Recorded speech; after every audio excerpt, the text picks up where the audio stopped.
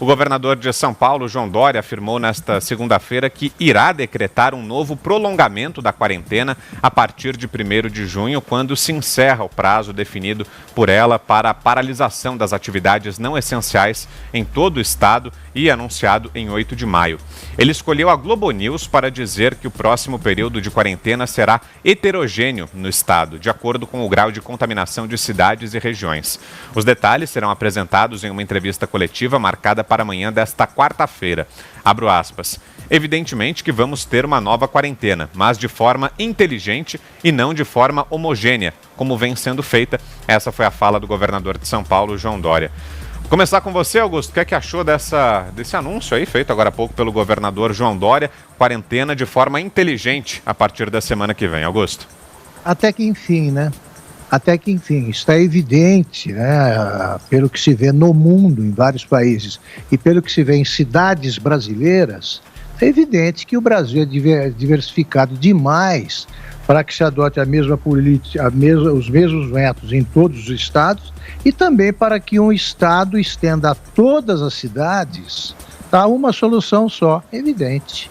Você tem de restringir essa quarentena aos focos da pandemia, aos lugares mais atingidos, deve restringir também progressivamente aos grupos de risco, né, o que já devia ter sido feito, e deve liberar para a abertura da economia cidades que comprovadamente estão prontas para isso e ansiosas por impedir que se dê a falência econômica, né? São cidades como Ribeirão Preto, capazes, como mostram os números que foram exibidos aqui pelo prefeito de Ribeirão, Duarte Nogueira, são cidades prontas para fazer a abertura sem abrir mão do combate à pandemia. O Augusto, então, e a gente tem aqui... Enfim. Eu posso te interromper, Augusto? Porque você falou do prefeito de Ribeirão, ótimo, e a gente tem aqui essa mensagem, essa fala que você mencionou do prefeito. Vamos rodar. Ótimo. Ficar ouvindo teoria de quem não sabe nada de prática, pelo menos não está vivenciando o dia a dia da prática. Nós estamos tratando aqui com dados concretos, EPIs disponíveis, leitos de UTI disponíveis, casos positivos, morte somada a cada ciclo, como é que tem sido o comportamento do aumento da doença. Nós estamos aqui com a dobra de casos positivos e nós temos só 9% de represamento. Ontem caiu para 7,5% de represamento, ou seja, nós estamos quase zerando os nossos testes. Nós não teremos testes que não estiverem laudados em 24 ou 48 horas. Nós temos as informações na mão aqui, as informações estão na mão. Não é possível que a gente não tenha responsabilidade de tomar decisão em torno de uma população de 1,5 milhão de habitantes, que graças a Deus está numa situação bem menos catastrófica do que está a região metropolitana. Bom, aí o prefeito de Ribeirão Preto, Duarte Nogueira. Fala aí, Augusto. Perfeito, quer dizer, Ribeirão está pronto, várias cidades estão prontas aí, e a gente deve se mirar, né, o que não faz a imprensa tradicional, nos exemplos que apontem para uma solução. Hoje os jornais estão dando os 5 estados mais problemáticos são esses. Eu queria saber, e tem aqui, quais são os estados em melhor situação. Paraná, Minas Gerais, Mato Grosso do Sul, Goiás e Mato Grosso têm quadros completamente diferentes do Maranhão, por exemplo, né, do comunista Flávio Dino, que sempre sonhou, por definição, com a ditadura do proletariado, né, como o estado do próprio estado de São Paulo, capital, é aqui o foco, né, na área metropolitana, a grande São Paulo, área metropolitana. No interior, você tem vários exemplos, como Ribeirão. E o Brasil está mostrando em várias cidades, que depois a gente pode mencionar, que isso é perfeitamente possível. Então é um sinal de vida inteligente, né, no grupo que está cuidando do combate à pandemia em São Paulo. Estava mais do que na hora de partir para isso e começar a abrir, porque nós não podemos optar pela quarentena eterna, já que, atingidos os níveis que o governo pretendia alcançar, 52% de isolamento parcial, 53%, as mortes continuam do mesmo jeito, no mesmo ritmo. José Maria, e o Augusto falou aí sobre os estados em melhor situação, um deles Minas Gerais, e lá inclusive hoje começou a reabertura de parte do comércio lá em Belo Horizonte, shoppings reabriram, lojas de rua, mais um passo aí em direção à flexibilização. Zé? Há muita avaliação aí sobre essa situação de Minas Gerais, né?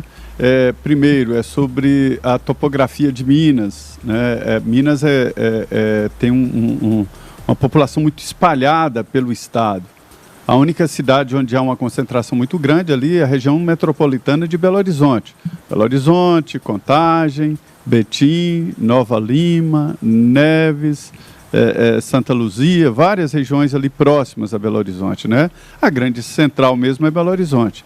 As outras são cidades pequenas, existem várias, de 400, aliás, de 200 mil habitantes, de 100 mil, mas isso, por exemplo, em comparação com São Paulo, uma cidade lá de 180 mil habitantes, é considerada em Minas Gerais uma cidade grande, né? E em São Paulo não é bem assim, porque há uma concentração muito maior. São Paulo tem mais habitantes do que toda a população de Portugal, por exemplo. São Paulo cidade. Então, e região metropolitana. Então, há uma explicação lógica sobre a concentração. Outros dizem que há números errados e tal, mas a metodologia de anúncio de nomes em Minas Gerais é muito perfeita, porque coloca o nome da pessoa e até a localidade, né, até para saber exatamente por onde vai o vírus. Então, Minas Gerais tem essa característica. Olha, Vitor, a história é a seguinte: se o governador tivesse acompanhado aqui o Pingos nos Is e adotado o que falávamos aqui, o que Augusto vem falando, que eu venho dizendo desde o início, não se pode adotar a mesma régua para Nova York, São Paulo, que é um grande centro, ao interior, né? A mesma coisa para o estado. Para se ter uma ideia, eu soube aqui até já de divergências entre o prefeito de São Paulo e o governador, com relação de como tratar exatamente a pandemia. Então, está na hora de ter uma inteligência.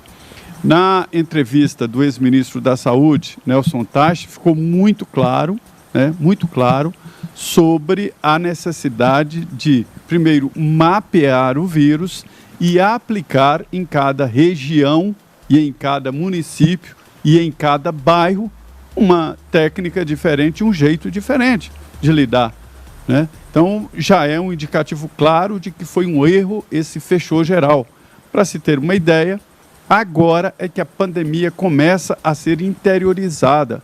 Então, assim, o interior que fechou lá atrás, quando não tinha nenhum caso, não tinha a possibilidade, inclusive, de chegada lá, né, vai ficar com uma quarentena muito mais ampla, muito mais extensa do que as regiões que já estão agora abrindo, né?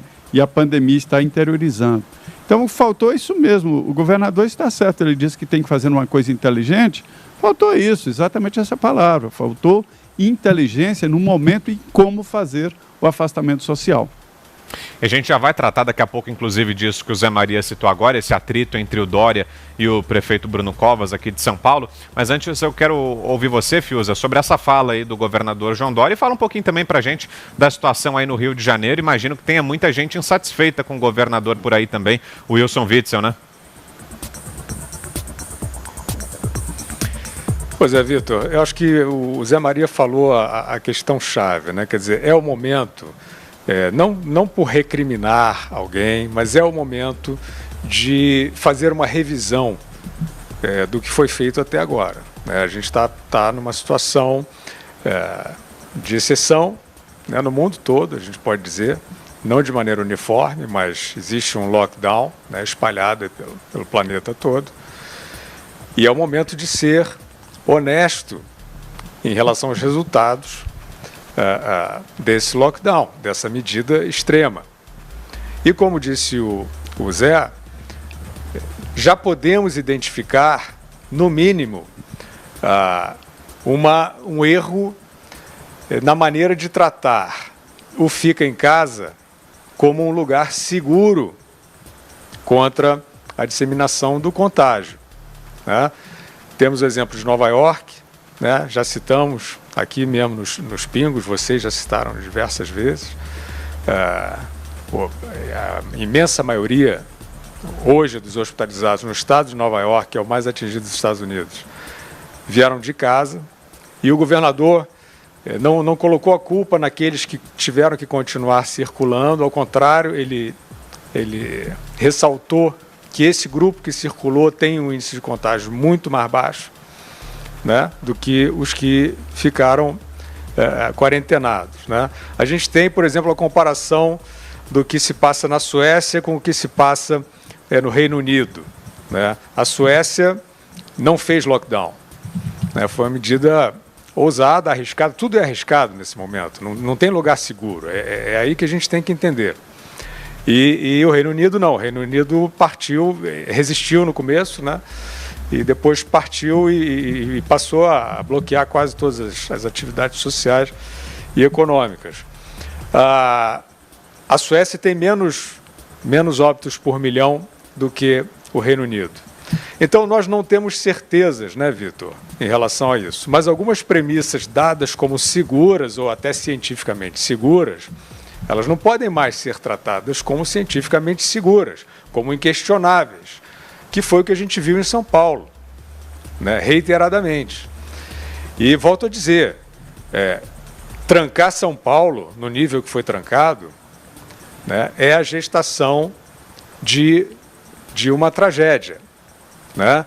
Se tivesse sido essencial, né, para salvar as vidas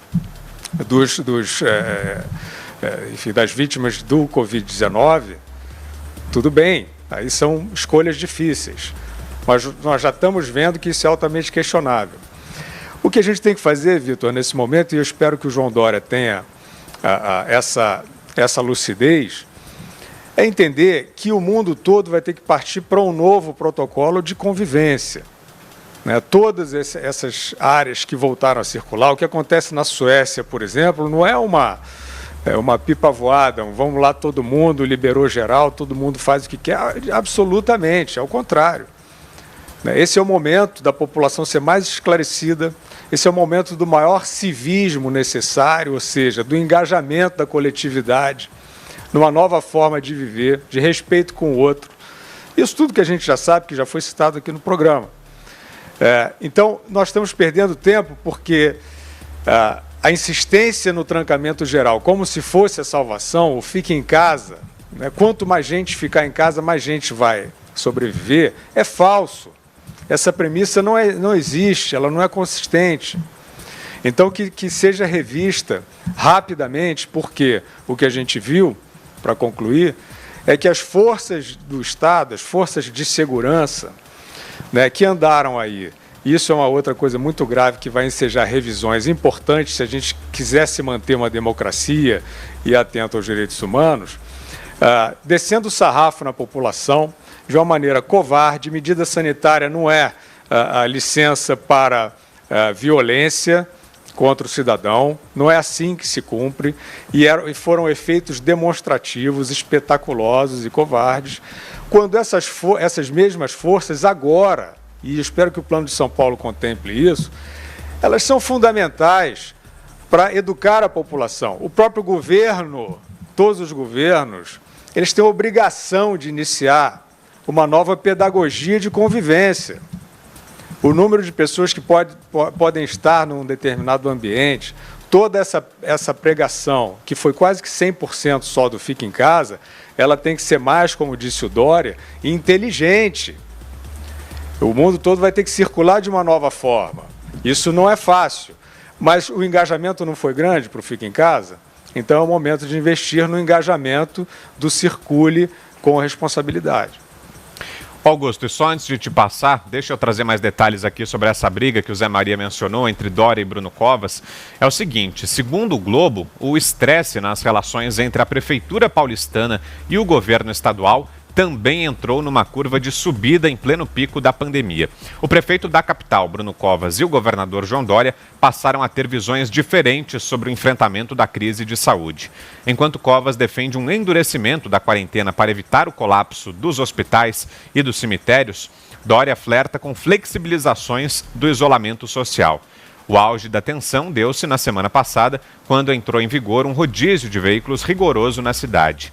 A medida anunciada pelo prefeito não durou uma semana. Politicamente, a decretação de um lockdown é desgastante e aliados do prefeito comentam que Dória poderia assumir esse desgaste, já que não vai às urnas esse ano. Além disso, a dupla agora também precisa explicar o fracasso da antecipação de feriados em São Paulo, que teve uma elevação mínima nas taxas de isolamento. Augusto. Exatamente. Olha,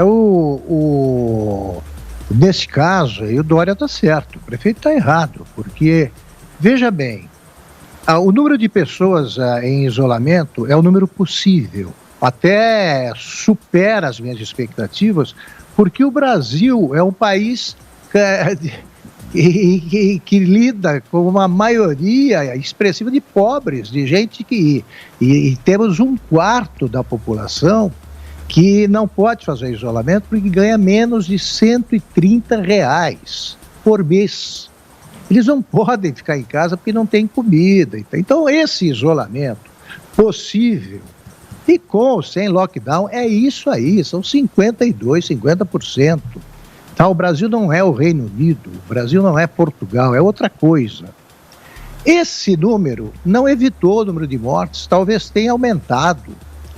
Agora você vai insistir nisso aí, em vez de buscar novas soluções, isso não é inteligente. Não é inteligente. O Brasil é beneficiário aí do ritmo da pandemia, porque acontece antes em alguns lugares que pode servir de modelo. O Brasil pode ver o que aconteceu na Europa e ver quais são os exemplos a seguir, e isso aí é só um sinal de grandeza e inteligência, não diminui nenhum governante. É como dizia o Juscelino, né? Não tem compromisso com o erro. Volta atrás. Agora vamos lá. Vou dar exemplos aí. Falando sobre Minas, por exemplo, o Zé citou agora. Minas Gerais tem 21 milhões, pouco mais que isso, de habitantes. Os casos confirmados são 31 por 100 mil. É baixo. Total de casos é de 6.668. E os óbitos são 226. É claro que Minas está numa situação muito mais vantajosa e pode, portanto, fazer o que fez. Isso aí é muito inteligente, fez o governador Romeu Zema. Ele simplesmente entendeu que quem entende do município, dos assuntos do município, é o prefeito. E delegou aos prefeitos as decisões fundamentais. Pois bem, vou dar o caso aqui de Sete Lagoas. Sete Lagoas abriu a economia no dia 8 de maio. Os casos confirmados eram 10, óbitos nenhum, pessoas que testaram negativo para o Covid-19, 293, notificações 1.053. Hoje, tá? 25 de maio. Os casos confirmados são 20, eram 10, são 20. Os óbitos, de um paciente de Sete Lagoas, que era morador de Sete Lagoas, mas construiu a doença e foi tratado no Tocantins. Vê como Minas detalha cada morte para poder entender o inimigo com o qual lidamos. E o número de notificações, 1.444. No dia 8 de 5, eram 4 os leitos ocupados por pacientes de Covid-19. Hoje se mantém em 4. Deu certo. Então, as cidades de Minas que têm uma situação semelhante de Sete Lagoas já sabem o rumo a seguir.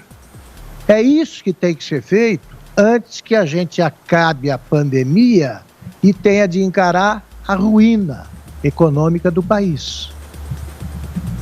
Agora são 7h13. Zé Maria, sobre esse atrito aí entre o Bruno Covas e o Dória, em 3 minutos, Zé. Olha, Vitor, a situação é a seguinte, não há um modelo pronto. Nós estamos falando deste assunto aqui desde o início da pandemia, ainda quando era epidemia, a gente falando ali das primeiras medidas, as primeiras reuniões entre secretários de saúde, e a gente já tinha uma ideia de que esse vírus é diferente. Eu pude perceber que é preciso ali inteligência e principalmente técnica. Qual é a técnica? Testagem, testagem, testagem. Estas foram as palavras mais ouvidas nos últimos tempos, e é verdade, porque através destes testes se mapeia onde está o vírus, senão é um voo cego. Para se ter uma ideia, eu ouvi do ex-ministro da Saúde, Nelson Teich, exatamente diante de uma pergunta que ele ficou até irritado, o que fazer nas periferias, onde as pessoas ficam ali 6 pessoas numa casa pequena? E ele, não tem resposta, não tem como fazer. Então, é assim que vivemos, né? Nós temos que aprender exemplos no mundo inteiro que deram certo e ir acomodando, porque não há resposta. E diante desse bando de interrogação, é natural que um prefeito tenha divergências com o governador, porque não é a mesma coisa gerir o Estado e a capital. Ô, Fiuza, em um minutinho para a gente fechar, vai lá. É uma divergência saudável, né, Vitor? Porque, de fato, eles têm sido aliados num projeto, tudo bem, acho que no início todo mundo muito assustado, a população aterrorizada, acreditou-se que o lockdown máximo possível seria um lugar seguro. A própria Organização Mundial da Saúde já divulgou, e aí é curioso, porque alguns gestores se recusam, né? Quando a OMS baixou a diretriz do lockdown total como mais seguro, todo mundo seguiu a ciência. A OMS reviu isso, claramente, já em mais de um statement, mais de um pronunciamento lá do Tedros Adhanom, informando que não, que o contágio, as principais frentes de contágio hoje no mundo todo estão dentro de casa. E esses gestores parece que não ouviram mais a ciência, ou a OMS, né? Então, eu acho que a divergência é saudável, porque especialmente o prefeito Bruno Covas, em alguns momentos, especialmente naquele inventário de compra de urnas funerárias e sacos para cadáveres, etc. e tal, não parecia, né? Eu acho que não sei se ele também estava assustado, mas parecia estar querendo reforçar esse estado de paralisia. Então, ótima essa divergência. Espero que então o governador Dória lidere, como ele mesmo disse, uma quarentena mais inteligente do que esses rodízios, essas tentativas, essas quase jogos de tentativa e erro, que você não tem, inclusive, as forças de segurança organizando os lugares para não haver aglomerações. Então, se você fica em casa, mas deixa aglomeração, não faz nenhum sentido. Eu acho que sim, a gente está indo para um ataque mais sensato a esse enorme problema que a gente tem.